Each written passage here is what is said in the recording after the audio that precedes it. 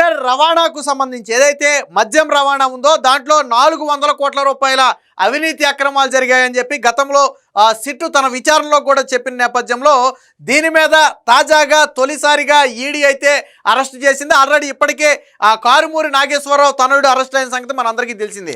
తాజాగా నిన్న మాజీ మంత్రి కారుమూరి నాగేశ్వరరావును కూడా హైదరాబాద్లోని తన ఫ్రెండ్ నివాసంలో అదుపులోకి అయితే తీసుకున్నారు. వాస్తవానికి కారుమూరి నాగేశ్వరరావు హైదరాబాద్లో తన ఇంట్లో కాకుండా తన ఫ్రెండ్ ఇంట్లో తలదాచుకునే ప్రయత్నం చేశాడు. ఎందుకంటే హైకోర్టు సుప్రీంకోర్టు రెండు చోట్ల కూడా కారుమూరి నాగేశ్వరరావుకి ఊరట లభించలేదు.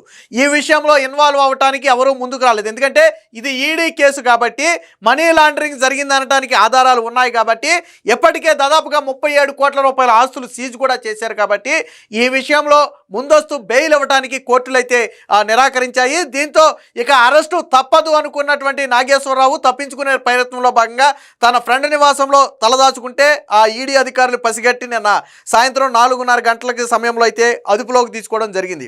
సో ఇప్పుడు మనం మాట్లాడుకునేది లిక్కర్ స్కామ్ కాదు, లిక్కర్ స్కామ్లోనే ఒక పార్ట్ అయినటువంటి లిక్కర్ రవాణా స్కామ్కి సంబంధించి మనం మాట్లాడుకుంటాం. వాస్తవానికి ఈ గతంలో ఈ లిక్కర్ రవాణా అనేది జాయింట్ కలెక్టర్ల కమిటీ ఆధ్వర్యంలో నిర్ణయించేవారు. అంటే ప్రతి జిల్లాలో కూడా లిక్కర్ బెవరేజెస్ కార్పొరేషన్ నుంచి మద్యం షాపులకు తరలించడానికి జిల్లా జాయింట్ కలెక్టర్ల ఆధ్వర్యంలో ఒక కమిటీ ఉండేది. వాళ్ళు డిసైడ్ చేసేవాళ్ళు. అప్పట్లో ఎంత ఇచ్చేవాళ్ళు, ఒక క్వార్టర్ కేసుకి దాదాపుగా 19 నుంచి 20 రూపాయలు అప్పట్లో ఇచ్చేవాళ్ళు. ఏది రవాణా ఛార్జీల కింద. తరువాత ఏం జరిగింది, వైసీపీ అధికారంలోకి వచ్చిన తర్వాత ఇలా అయితే మనకేమీ మిగలటం లేదు. సో కాబట్టి ఇప్పుడు జాయింట్ కలెక్టర్ల ఆధ్వర్యంలో ఉన్నటువంటి పవర్స్ అన్నిటినీ కూడా మనం లాగేసుకోవాలని చెప్పి ఏం చేశారంటే అప్పుడు ఎండీగా ఉన్నటువంటి వాసుదేవరెడ్డి చేత ఈ జాయింట్ కలెక్టర్ల ఆధీనంలో ఉన్నటువంటి పవర్స్ మొత్తాన్ని కూడా సెంట్రలైజ్ చేస్తూ బెవరేజెస్ కార్పొరేషన్ ఆధ్వర్యంలోకి తీసేసుకున్నారు. ఎప్పుడైతే బెవరేజెస్ కార్పొరేషన్ ఆధ్వర్యంలోకి మొత్తం రవాణా అంతా కూడా వాళ్ళ చేతిలోకి వచ్చిందో వాళ్ళు తెలివిగా సిగ్మా లాజిస్టిక్ అనే ఒక సంస్థను తెర మీదకి తీసుకొచ్చారు కాంట్రాక్ట్ ఇవ్వడానికి. ఎవరిది సిగ్మా లాజిస్టిక్ అంటే రాజు కసిరెడ్డి ముసుగు సంస్థ అనేది అధికారులు చెప్తున్నటువంటి మాట. ఓకే రైట్, రాష్ట్రం మొత్తాన్ని ఎవరికి ఇచ్చారు, సిగ్మా లాజిస్టిక్కి ఇచ్చారు కాంట్రాక్టు, రవాణా కాంట్రాక్టు. తర్వాత ఏం చేశారు, అక్కడి నుంచి సబ్ కాంట్రాక్ట్లు ఇచ్చారు కొంతమందికి. అందులో ఒక సబ్ కాంట్రాక్టే ఈ కారుమూరి నాగేశ్వరరావు తీసుకున్నాడు. సుదర్శన్ కన్స్ట్రక్షన్స్ అని చెప్పి ఒక సబ్ కాంట్రాక్టు సంస్థకు సబ్ లీజ్కి ఇచ్చారు. వాస్తవానికి ఎవరిది సుదర్శన్ అనే కంపెనీ ఎవరిదయ్యా, ఇది ఈ సబ్ కాంట్రాక్ట్ తీసుకుంది ఎవరయ్యా అంటే వీళ్ళ ముసుగు సంస్థ. అది బయట సంస్థ కాదు. ఈ సుదర్శన్ అనేది ఎవరి సంస్థ, కారుమూరి నాగేశ్వరరావు సంస్థ. అది అధికారులు విచారణలో గుర్తించారు వీళ్ళ ముసుగు సంస్థ. అది కాకుండా వీళ్ళు తెలివిగా ఇంకో పని కూడా చేశారు. అప్పట్లో భవిష్యత్తులో ఇలా విచారణలో లేకపోతే ఇంకోటో వస్తే తప్పించుకోవడం కోసం ఏం చేశారంటే మళ్ళీ సుదర్శన్ సంస్థ నుంచి కారుమూరి నాగేశ్వరరావు తనయుడు సబ్ కాంట్రాక్ట్ తీసుకున్నట్టుగా ఒక పత్రం సృష్టించారు. కానీ అది ఫేక్ పత్రం.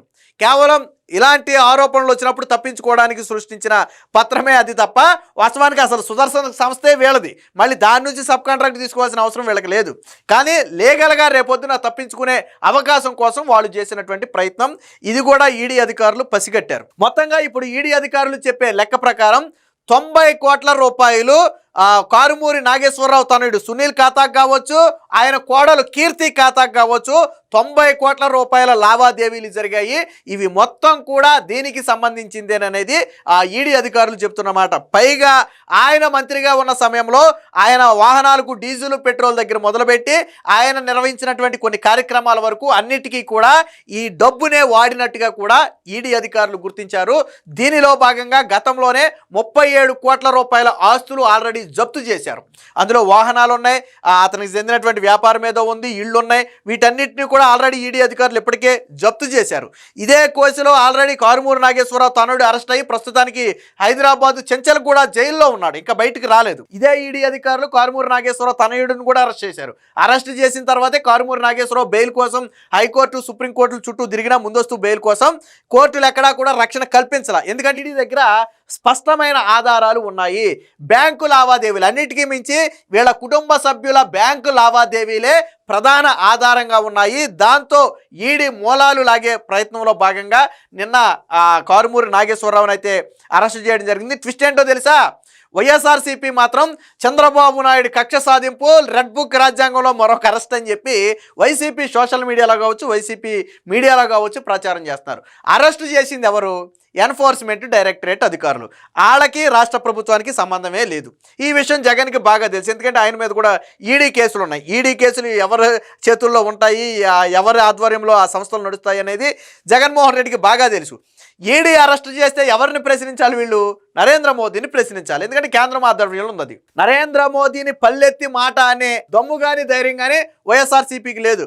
పొరపాటున నరేంద్ర మోదీని ప్రశ్నిస్తే వారం రోజులు తిరగకముందే జగన్మోహన్ రెడ్డి కేసులన్నీ శరవేగంగా పరిగెడతాయి. మళ్ళీ జగన్మోహన్ రెడ్డి జైలుకి వెళ్ళటమే తప్ప మళ్ళీ గత్యంతరం ఉండదు. ఆ విషయం జగన్మోహన్ రెడ్డికి బాగా తెలుసు, వైఎస్ఆర్సీపీ పార్టీ నాయకులకి బాగా తెలుసు.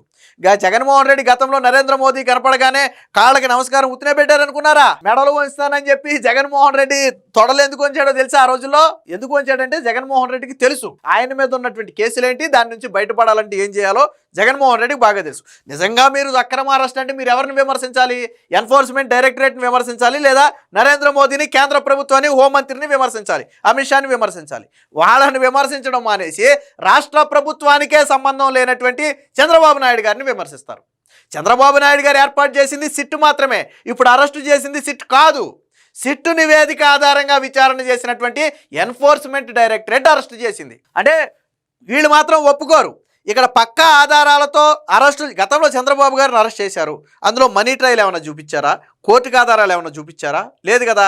అది అక్రమ అరెస్ట్ అని కోర్టు విడుదల చేసేటప్పుడే ఏం చెప్పింది?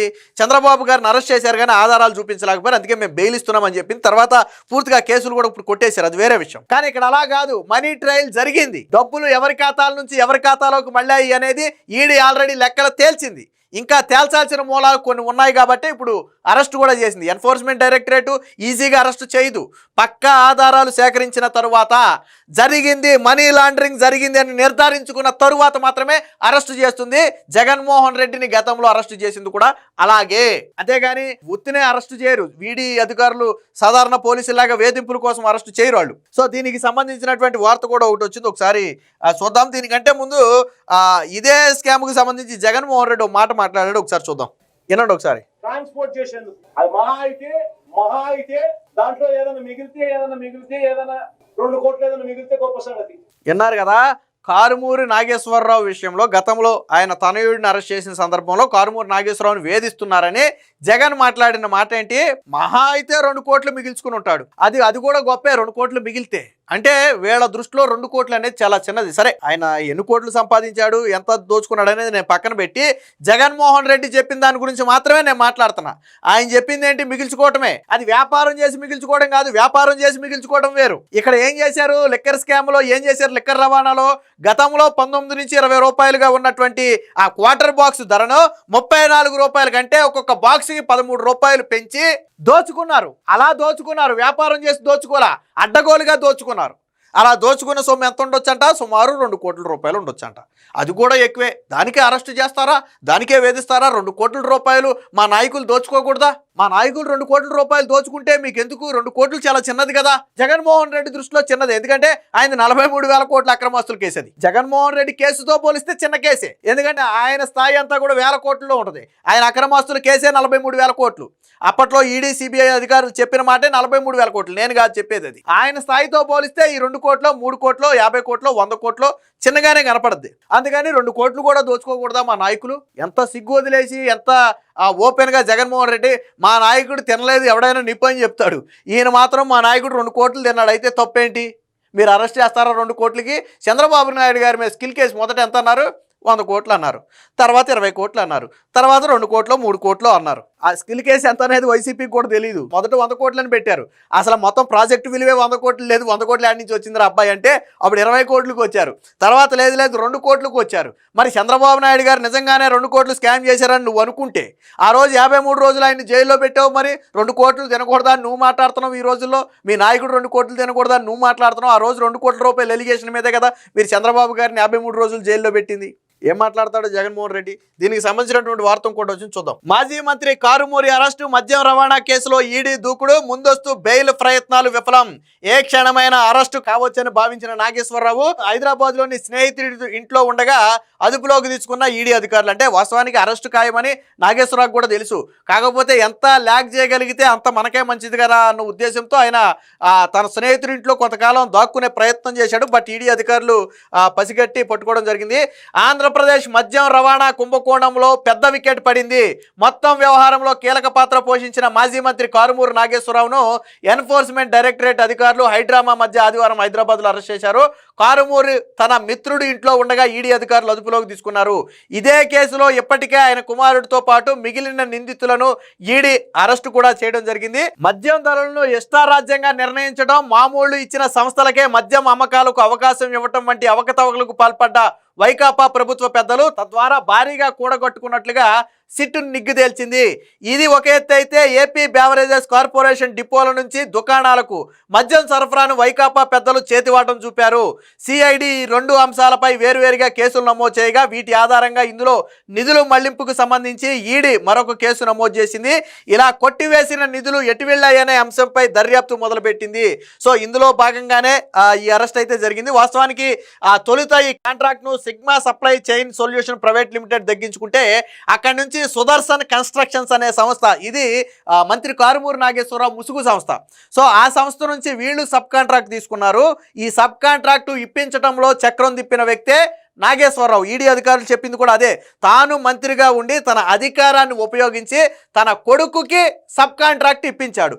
సబ్ కాంట్రాక్ట్ ఇచ్చిన తరువాత కూడా దాదాపుగా 90 కోట్ల రూపాయలు కారుమూరి నాగేశ్వరరావు తనయుడు సునీల్ ఖాతాలో కావచ్చు, వాళ్ళ కోడలైనటువంటి కీర్తి ఖాతాలో కావచ్చు, మొత్తంగా 90 కోట్ల రూపాయల ట్రాన్సాక్షన్స్ జరిగాయి.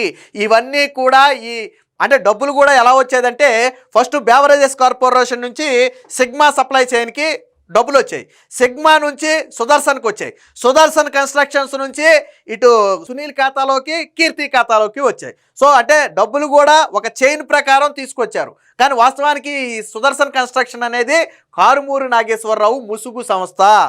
ఇది నేను చెప్తుంది కాదు, ఈడీ అధికారులు సిట్ అధికారులు ఇద్దరు చెప్పింది కూడా ఆ మాటే. ఇది ఒక ముసుగు సంస్థ. సో దీన్ని ఇప్పుడు అంటే తీగలాగితే డొంక కదిలినట్టుగా గతంలో కారుమూరి నాగేశ్వరరావు ఇంట్లో సోదాలు చేస్తుంటే, ఆయన కుమారుడి ఇంట్లో సోదాలు చేస్తుంటే వాళ్ళకు ఒక ఫోన్లో ఒక ఫోటో దొరికింది. ఏంటో తెలుసా ఫోటో? హవాలా లావాదేవీలకి సంబంధించినటువంటి ఒక కరెన్సీ నోటు ముక్క. మీకు హవాలా అంటే సినిమాల్లో చూసే ఉంటారు కదా, ఒక కరెన్సీ నోటు ముక్కను చింపిస్తారు, మనం ఇక్కడ డబ్బులు ఇచ్చేస్తే మనకి ఎక్కడ కావాలో అక్కడికి వెళ్ళిపోయి ఆ ముక్కను చూపించి డబ్బులు తీసుకోవచ్చు వాళ్ళ ఏజెంట్ దగ్గర. సో ఇది హవాలా మార్గంలో నడిచే బిజినెస్, ఇది సినిమాల్లో చూసుంటాం. సో యాజ్ ఇట్ ఈజ్గా కారుమూరి నాగేశ్వరరావు ఇంట్లో సోదాలు చేసినప్పుడుగా ఆ హవాలా ముక్క దొరికింది, ఫోటో దొరికింది, హవాలా ముక్క ఫోటో వాళ్ళ ఫోన్లో దొరికింది. తర్వాత తీగలాగితే అర్థమైంది ఏంటంటే వీళ్ళు డబ్బుల్ని హవాలా మార్గంలో వేరొక ప్రాంతంలో తీసుకున్నారంటే ఇక్కడ దోచేసిన డబ్బుని ఇక్కడ ఇచ్చేసి వేరొక ప్రాంతంలో, అది వేరే రాష్ట్రం కావచ్చు, దేశం కావచ్చు, లేదా ఇంకెక్కడైనా కావచ్చు, సో తీసుకున్నారు అనేది అప్పుడు సిట్ అధికారులు కావచ్చు, ఈడీ అధికారులు కావచ్చు నిర్ధారణకు వచ్చారు. దాని మీద కూడా విచారణ జరుగుతుంది. ఇప్పుడు నాగేశ్వరరావుని అదుపులో తీసుకున్నారు కాబట్టి ఇప్పుడు దాని మీద వివరాలు అడుగుతారు. ఆ కరెన్సీ నోటు ముక్క ఎవరిచ్చారు, ఎక్కడ ఇచ్చారు, ఎవరికి ఎంత డబ్బు ఇచ్చారు అనే విషయాలు కారుమూరి నాగేశ్వరరావు కానీ ఆయన కొడుకు కానీ చెప్పాల్సి ఉంటుంది. ఈడీ అధికారులు మొత్తం లాగుతారులేండి. సో ఇది అంటే ఇది మెలికలమే మొత్తం. మళ్ళీ నేను మాట్లాడేది మళ్ళీ మొత్తం లిక్కర్ స్కామ్కి సంబంధించి కాదు, అది వేరు. అది 2000 కోట్లు 3000 కోట్లు అది వేరు. ఇప్పుడు మనం మాట్లాడుకునేది కేవలం రవాణాకు సంబంధించి 400 కోట్ల వ్యవహారం. ఇప్పుడు కారుమూరి నాగేశ్వరరావు అరెస్ట్ అయినా, ఆయన కొడుకు అరెస్ట్ అయినా ఈ రవాణాకు సంబంధించినటువంటి కేసులో అరెస్ట్ అయ్యారు. ఇది కూడా లిక్కర్ స్కామ్లో భాగమే, ఇది కూడా ఒక రకంగా స్కామే. కాకపోతే మనం చెప్పుకున్న లిక్కర్ స్కామ్ అసలు మెయిన్ లిక్కర్ స్కామ్ వేరు. ఏదైతే ఎంపీ మిథున్ రెడ్డి అరెస్ట్ అయ్యారో, చెవిరెడ్డి భాస్కర్ రెడ్డి అరెస్ట్ అయ్యాడో, రాజకాశి రెడ్డి అరెస్ట్ అయ్యాడో, బెవరేజెస్ కార్పొరేషన్ ఎండీగా ఉన్నటువంటి వాసుదేవరెడ్డి అరెస్ట్ అయ్యాడో, ఇదంతా మెయిన్ టీం. ఇది వీళ్ళేంటంటే సబ్ టీం లాంటి వాళ్ళు, ఈ కాంట్రాక్ట్ తీసుకున్నటువంటి టీంలో భాగం. సో వీళ్ళు అరెస్ట్ అయ్యారు. దీనికి సంబంధించి ఈడీ కొన్ని వివరాలు కూడా వెల్లడించింది, ఒకసారి చూద్దాం. సో మద్యం రవాణా సబ్ కాంట్రాక్టును కుమారుడికి ఇప్పించింది కారుమూరి నాగేశ్వరరావే. సుదర్శన్ కన్స్ట్రక్షన్ అనేది ఆయన ముసుగు సంస్థే. రవాణా కుంభకోణంలో కొల్లగొట్టిన మొత్తం సొత్తులో 85% కారుమూరి కుమారుడు కోడల ఖాతాల్లోకే వెళ్ళింది. ఇది ఈడీ అధికారులు చెప్పేది. అంటే ఎంటైర్ మద్యం స్కాములో, రవాణా స్కాములో మెజారిటీ భాగం అనేది కారుమూరి నాగేశ్వరరావు నాగేశ్వరరావు కొడుకు సునీల్ ఖాతాలోకి, ఆయన కోడలు కీర్తి ఖాతాల్లోకి వెళ్ళినట్టుగా చెప్తున్నారు. వాసుదేవరెడ్డి, రాసు గజరెడ్డితో కలిపి ఈ దందాను వీళ్ళు చేసినట్టుగా ఈడీ అధికారులు గుర్తించారు. సో ఈడీ విచారణలో ఇవన్నీ వెలుగులోకి రావటంతో ఇప్పుడు కారుమూరి నాగేశ్వరరావుని అయితే అరెస్ట్ చేసినట్టుగా అయితే తెలుస్తుంది. మీకు ఇక్కడ గతంలో చూడొచ్చు, గతంలో కిలోమీటర్కు ఒక్కొక్క మద్యం కేసు కిలోమీటర్కు 19.68 పైసలు, అంటే దాదాపుగా 20 రూపాయలు ఇచ్చేవాళ్ళు. కానీ ఈ కాంట్రాక్టు వీళ్ళకి చేజిక్కిన తరువాత 32.53 పైసలకు పెంచారు. అంటే దాదాపుగా ఒక్కొక్క కిలోమీటర్కు ఒక కేసుకే 13 రూపాయలు. అదే కేసు ఒక 100 కిలోమీటర్లో 50 కిలోమీటర్లో ట్రావెల్ చేసిందంటే ఇంటూ 13 రూపాయలు ఎంత అవుతుందో ఒకసారి మీరు ఆలోచించండి. మనం మాట్లాడేది ఒక కేసు గురించి, అలా వందల వేల కేసులు వీళ్ళు ట్రాన్స్ఫర్ చేస్తూనే ఉంటారు. సో చేసిన దానికి గాను బెవరేజెస్ కార్పొరేషన్ నుంచి సిగ్మాకి, సిగ్మా నుంచి సుదర్శన్ కన్స్ట్రక్షన్కి, అక్కడి నుంచి వీళ్ళ ఖాతాలో. ఇది ఈడీ అధికారులు నిన్న చెప్పినటువంటి మొత్తం. దాదాపుగా ఇప్పటికే కారుమూరి ఆయన కుటుంబ సభ్యుల పేరిట ఉన్న 37 కోట్ల రూపాయల స్థిరాస్తులను ఇటీవల ఈడీ జప్తు చేసింది. హైదరాబాద్లోని కోకాపేట, కాజాగూడలోని విలువైన స్థలాలతో పాటు అనకాపల్లి జిల్లాలో 4 హెక్టార్లో ఉన్నటువంటి గ్రానైట్ క్వారీ లీజు హక్కులతో పాటు గురుగ్రామ్లో ఉన్నటువంటి ఎలాన్ ప్యారడైజ్లో ఉన్న కమర్షియల్ యూనిట్, ఢిల్లీలోని వసుంధర ఎన్క్లేవ్లో ఒక ప్లాటు, బ్యాంకు నిల్వలు, ఫిక్స్డ్ డిపాజిట్లు, విలాసవంతమైన వాహనాలు, వాచీలు జప్తు చేసిన ఆస్తుల జాబితాలో ఉన్నాయంటే ఈయనకి ఎక్కడెక్కడ ఆస్తులు ఉన్నాయో చూడండి. ఏకంగా గురుగ్రామ్లో ఉన్నాయి, ఢిల్లీలో ఉన్నాయి, 2 తెలుగు రాష్ట్రాల్లో ఉన్నాయి. అది కాకుండా ఒక క్వారీ వ్యాపారం ఉంది. సో వీటన్నిటినీ కూడా ఈడీ అధికారులు జప్తు చేశారు. వీటి మొత్తం విలువ దాదాపుగా అంటే బహిరంగ మార్కెట్లో ఇంకెక్కువే ఉంటుంది. ఈడీ అధికారుల లెక్క ప్రకారం అది 37 కోట్లు. అంటే బహిరంగ మార్కెట్లో మొత్తం విలువ ఒక 100 నుంచి 200 కోట్లు ఉండొచ్చు. వాటి విలువ బహిరంగ మార్కెట్ విలువ వేరే ఉంటుంది, వాళ్ళు కట్టే విలువ వేరే ఉంటుంది. సో వీటి మొత్తాన్ని కూడా అధికారులు అయితే జప్తు చేశారు. ఈ కుంభకోణంలోని ప్రధాన నిందితుడు వాసుదేవరెడ్డితో కారుమూరు నాగేశ్వరరావు అనేక సార్లు మాట్లాడినట్టుగా సిడిఆర్ విశ్లేషణలో సిట్టు తేల్చింది. ఈ కేసులో నిందితులైనటువంటి విజయ నరసింహారెడ్డి, ఈశ్వర్ కిరణ్ రెడ్డి, అలాగే షేక్ సైఫ్ అహ్మద్, బూనేటి చాణిక్య, కారుమూరి నాగేశ్వరరావు, ఆయన కుమారుడు సునీలు, కోడలు కీర్తి తదితరులతో ఎండి వాసుదేవరెడ్డి 465 సార్లు ఒకే చోట ఉన్నట్లుగా టవర్ లొకేషన్ ద్వారా గుర్తించింది. ఆ వివరాల ఆధారంగా ఈడీ దర్యాప్తు చేపట్టింది. అంటే ఇప్పుడు మనం మాట్లాడుకున్న వాళ్ళందరూ కూడా 465 సార్లు ఒకే చోట ఉన్నారు. అంటే వీళ్ళంతా ఎప్పటికప్పుడు కలిసి మాట్లాడుకుంటున్నారు అనేది టవర్ లొకేషన్ ఆధారంగా ఈడీ గుర్తించింది. 465 సార్లు, ఒకసారి 2 సార్లు కాదు. వీళ్ళంతా కలిసి అంటే ఎక్కడో ఒక చోట, అది ఒక హోటల్లో, ఒక ఇల్లా, లేకపోతే ఇంకొకట ఒక ఆఫీసా, ఏదైనా కానివ్వండి, ప్రతిసారి వీళ్ళంతా కూడా ఒక చోటకు చేరి అక్కడ దీనికి సంబంధించినటువంటి చర్చలు జరుపుతున్నారు. అందులో అప్పుడు ఎండీగా ఉన్నటువంటి వాసుదేవరెడ్డి కూడా ఉన్నాడు అనేది ఈడీ అధికారులు చెప్తున్నమాట. మొత్తంగా జగన్మోహన్ రెడ్డి పాలనలో జరిగినటువంటి ఈ లిక్కర్ స్కాములో రవాణా కేసులో అతిపెద్ద వికెట్గా చెప్పుకునే కారుమూరి నాగేశ్వరరావు అరెస్టు తర్వాత నెక్స్ట్ ఎవరు అనే చర్చ మొదలైంది. ఈ అరెస్టుతో ఎక్కడ వైసీపీకి మిగిలిన లింకులు బయటపడతాయనే భయం వైసీపీ నేతల్లో కూడా చాలా స్పష్టంగా కనపడుతుంది.